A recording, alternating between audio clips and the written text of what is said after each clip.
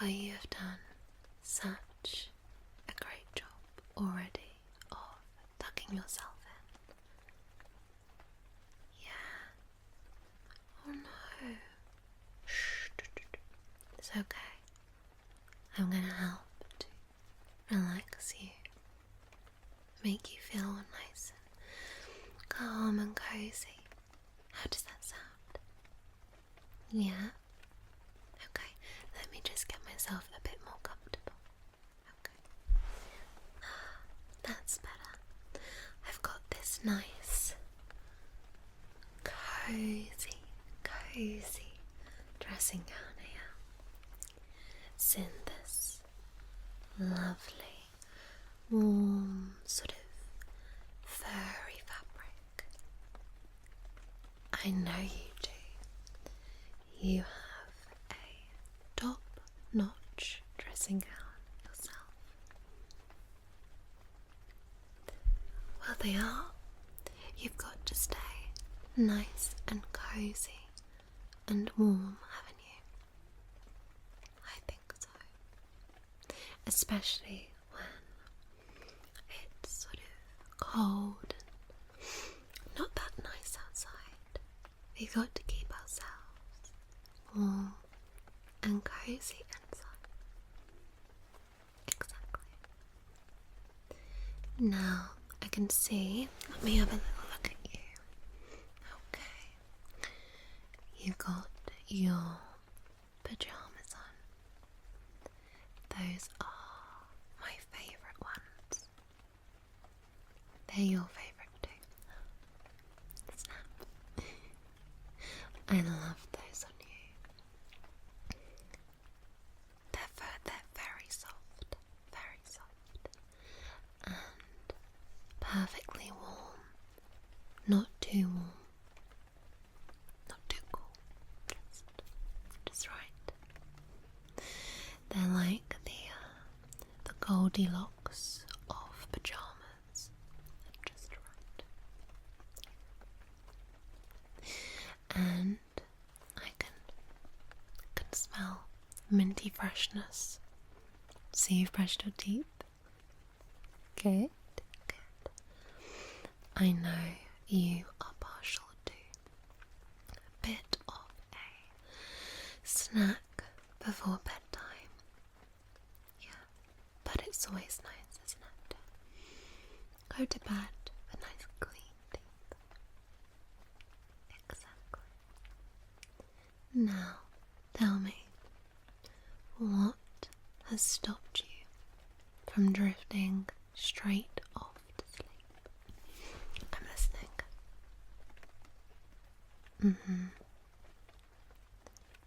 You know, it's so normal to have all different thoughts going through your mind.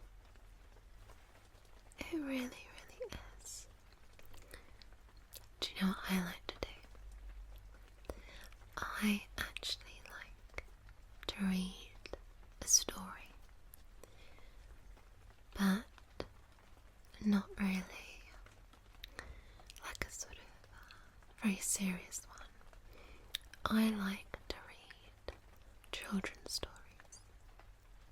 So, those sort of nostalgic, really innocent, relaxing. That's what I like to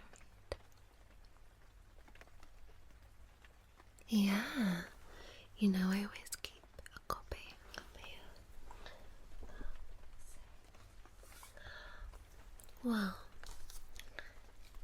how lucky are we that the very book I was thinking of it's right here.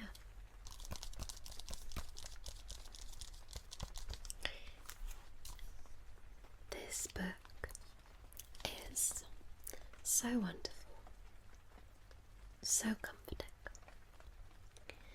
and always just leaves me with a warm feeling. And I think that's what you want when you're going to bed. You want that sort of comforting, warm feeling. Would you like me to read you some? I don't have to, it's just... they are rather good. And I think with the rain outside, it's even more comforting. There's quite a lot of traffic out tonight. I quite like the sound of the cars in the rain though. Yeah, when you can hear the sort of tyres go through a puddle or something. Quite like that. So, we'll have a little read. Right.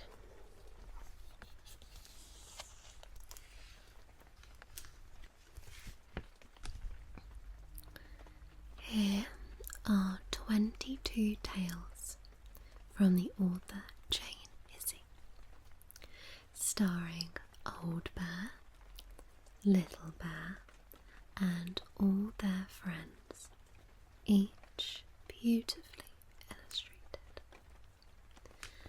And as you can already see, how cute all the illustrations are.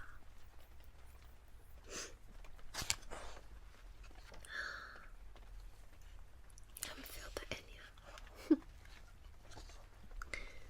Okay, now I'm going to give you the options for what we're going to read. Okay, so we have Billy Bear and the Party of Surprises, Teddy No-Nose and the Black Button, the Bedtime Pony, Duncan Barker and the Tartan Rug, the Jumble Sale, Freddie and the Blackberries, Peter and the Pumpkin Bear, the Christmas Fancy Dress Party, Spotty Ben, Polly and the Warm Snowman, Mr. Brown and the Baby Bear, Hazel's Night Out, the Doll's House Christmas, Sunshine Sam and the Special Present, the Winter Picnic, Wet Bear, Katie Camel and the Desert Party, the Bunny Dancer, There Were Four in a Bed, Flossie and Ginger at the Seaside, Henry Isaiah, or The Circus. Which one should we start with?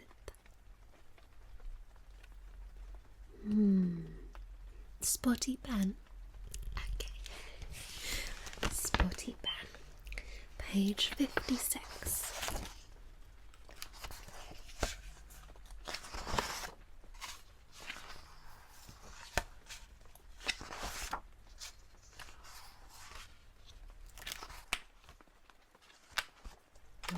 Almost there. Oh, look at Spotty Ben. Okay. Ben saw his own reflection in the mirror wall. I seem to be all spotty. I can't be well at all. It's all right, laughed the other toys. None of your spots are new. You've always had a spotty coat. That's how we know it's you. That's so cute. That's it though. That's it as the story. I know, that wasn't really a story, was it? That was more of a poem. But Spotty Ben is lovely. Really lovely.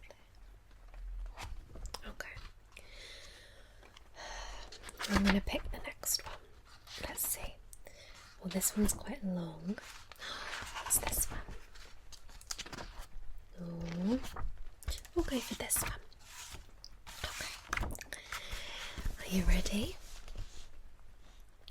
Mr. Brown and the Baby Bear. Mr. and Mrs. Brown were teddy bears. They lived in a little cupboard in the playroom. They had furnished the cupboard home themselves with things that Mr. Brown had found while out walking. He'd brought back acorns for them to use as cups, and soft feathers that he'd found near the duck pond to stuff cushions with.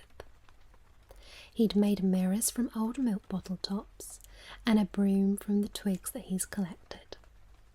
All their tables were made from little boxes. In fact, their cupboard was cluttered with bits and pieces that he'd collected, and one day Mrs. Brown decided that it was all enough. "If you go out today," she said to Mr. Brown, "then you are not to come back with anything. I shall check that your paws are empty when you walk in that door." Mr. Brown hugged her as usual and set off out the cupboard, across the room, down the stairs and out into the garden. It was a lovely autumn day, and a carpet of leaves covered the lawn. Mr. Brown thought it was great fun for crunching through the leaves. He found some especially interesting ones which he thought of taking home, but, remembering Mrs. Brown's warning, he left them where they were. "It's a pity," he said. "I'm sure I could have made something with them."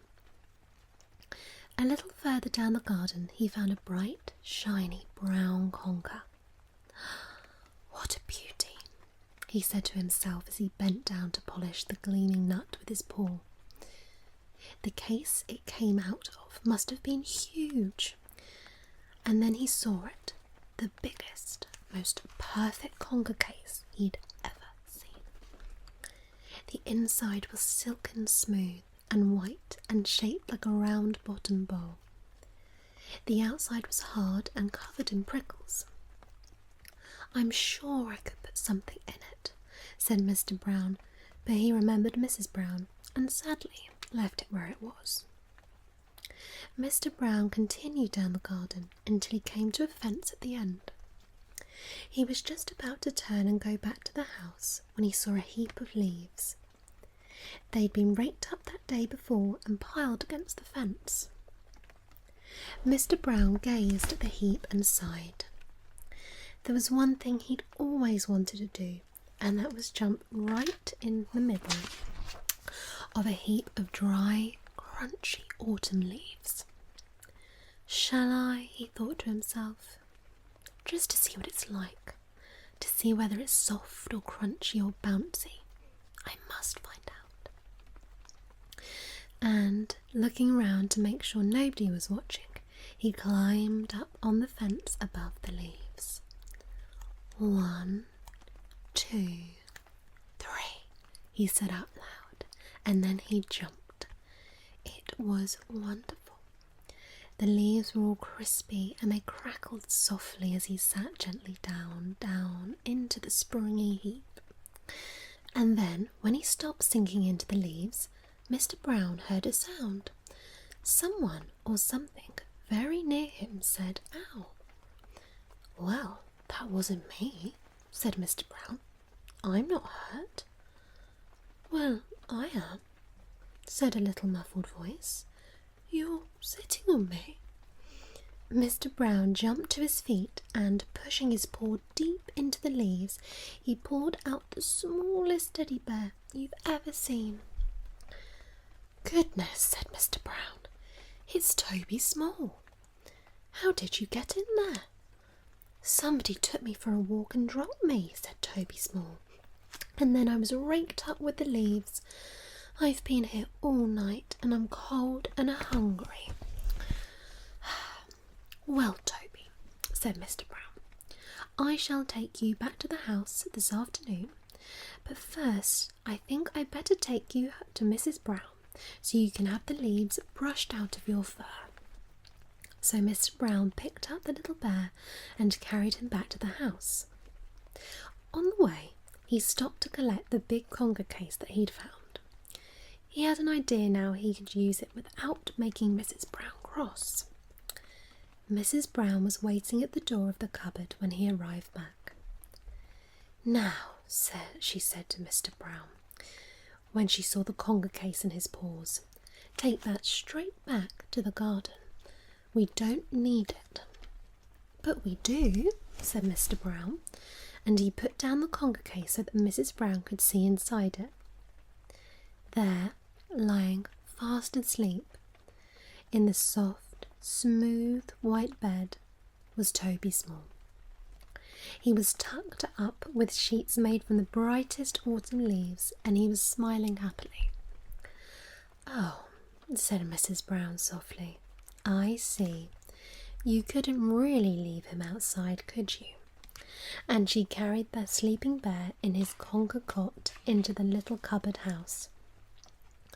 When Toby Small had a sleep and a meal and his fur was brushed free of leaves, Mr. and Mrs. Brown took him home. And after that, he came to stay with them for his holidays, and they kept the conga case for him to sleep in.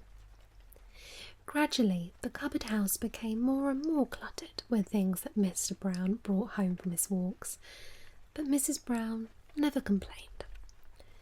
"We must have something for Toby Small to play with when he comes to stay," she would say, and Mr. Brown just smiled.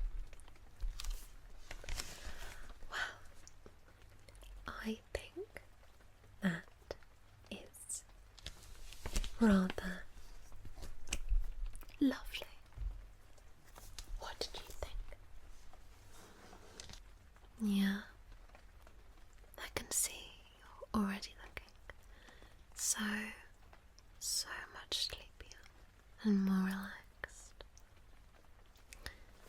You see, we have a funny habit of letting our minds come alive at night, even when we are feeling so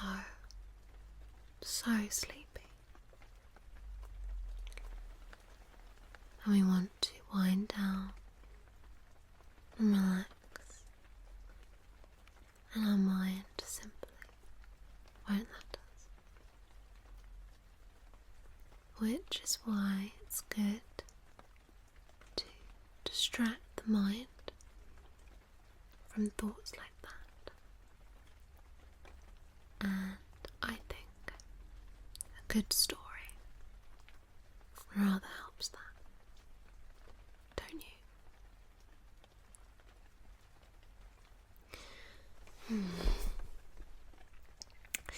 You know, you do have, I was just thinking, one of the sweetest little faces. I think the cutest, sweetest face in all of existence.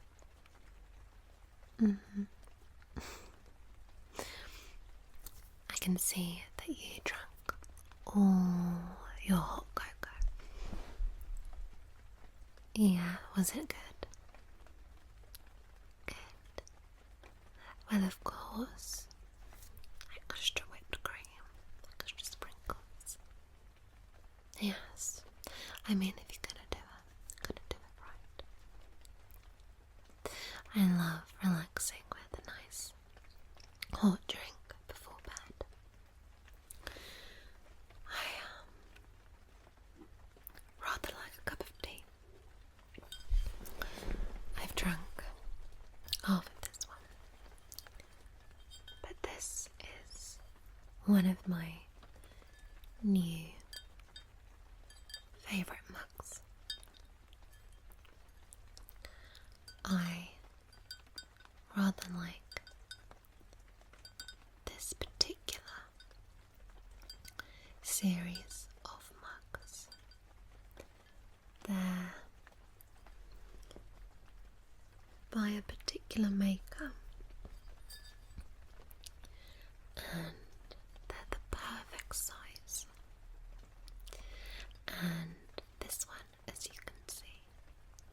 says righto,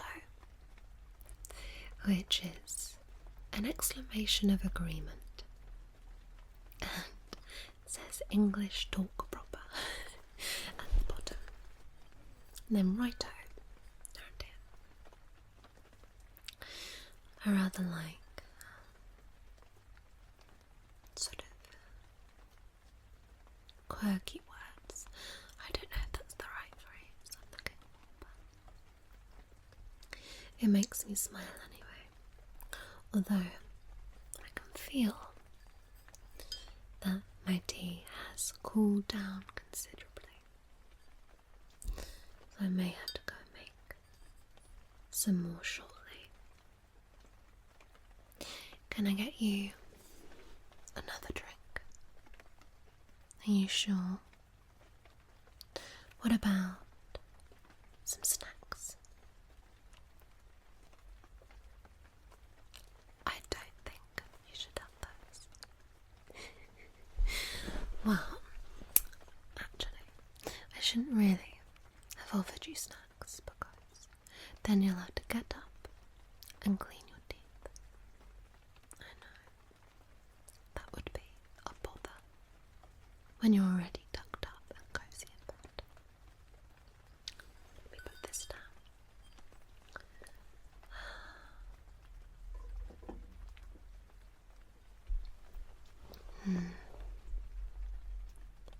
Another story? Yeah, of course. I'm getting a little bit chilly actually. Let's put this round like this. There we go. Okay. So let's see what we've got.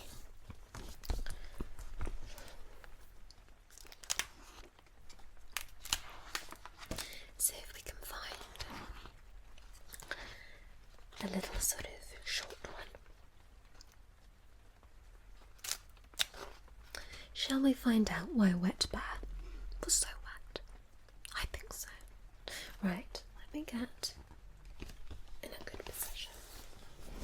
Hold on. Okay. Are you ready? Okay. Barnaby Bear stood on the doorstep, feeling cold and damp.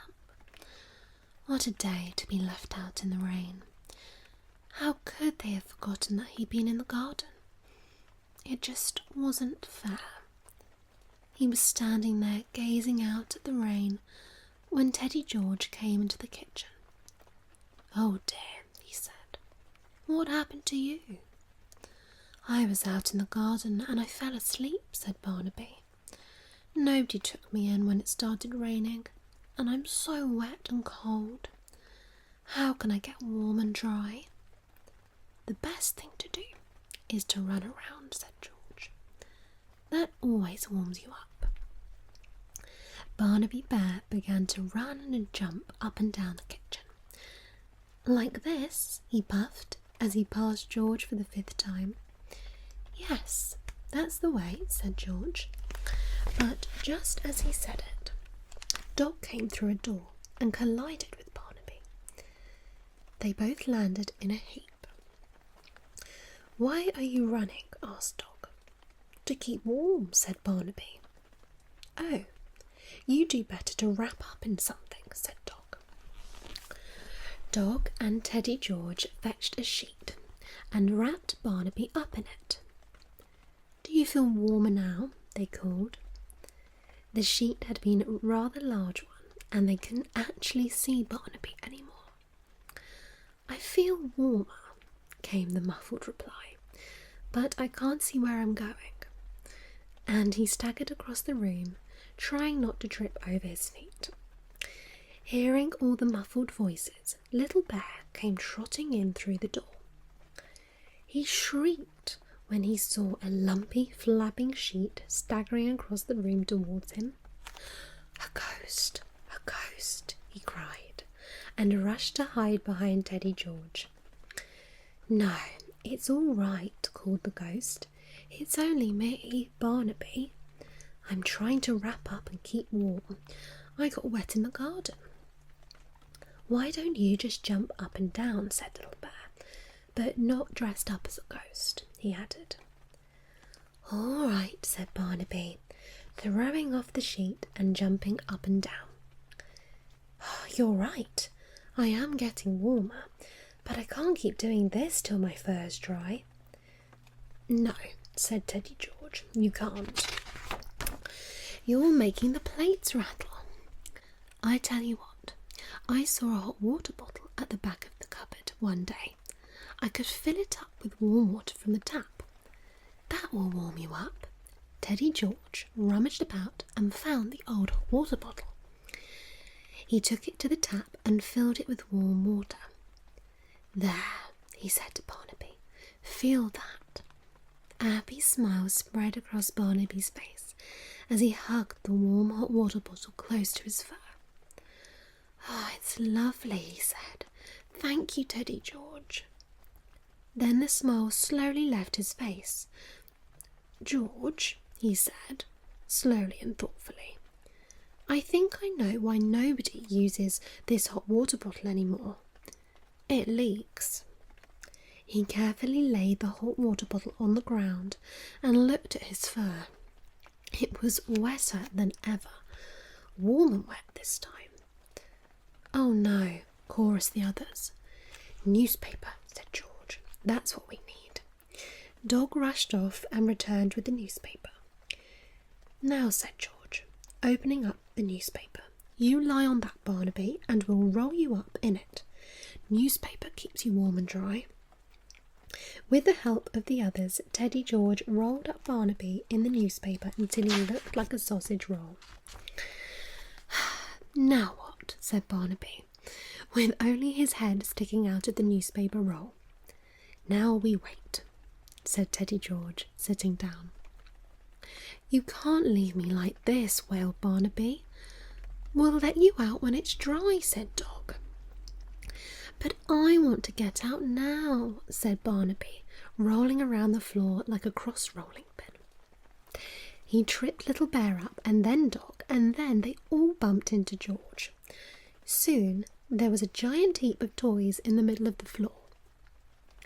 Barnaby wriggled out of the newspaper and out from under the heap. He looked at Dog with his feet in the air, and George with Little Bear sitting on his middle, and he began to laugh. He laughed and laughed. Do you know, he said, all that rolling around has completely dried my fur, and laughing is a wonderful way to warm up. I think I shall know what to do now if I ever get left out in the rain again. Well, there you have it. Laughter solves everything, pretty much. What do you reckon? Yeah, I definitely agree. Well, I don't know about you, but I'm feeling positively sleepy. I can tell you are. Oh, no, you don't want to hear me sing that. Really? How does it go again? Da, da, da, da, da, da. Okay. How about you close your eyes and I will sing it to you? Okay. I hope you have a wonderful night's sleep. Now close your eyes. Stars shining bright above you. Night breezes seem to whisper, I love you. Birds singing in the sycamore tree. Dream a little dream of me. Say nighty night and kiss me. Just hold me tight and tell me you'll miss me while I'm alone and blue as can be. Dream a little dream of me. Stars fading, but I linger on, dear. Still craving your kiss. I'm longing to linger till dawn, dear. Just saying this. Sweet dreams till sunbeams find you. Sweet dreams that leave the worries behind you. But in your dreams, whatever they be, dream a little dream of me. Stars fading, but I linger on, dear.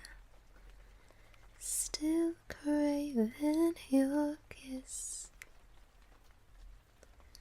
I'm longing to linger till dawn, dear.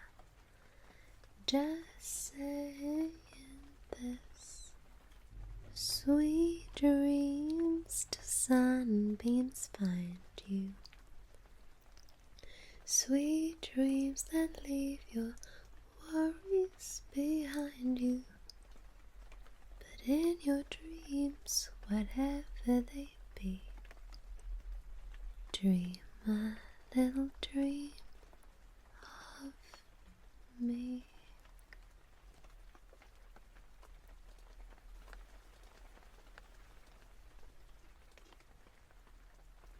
Good night.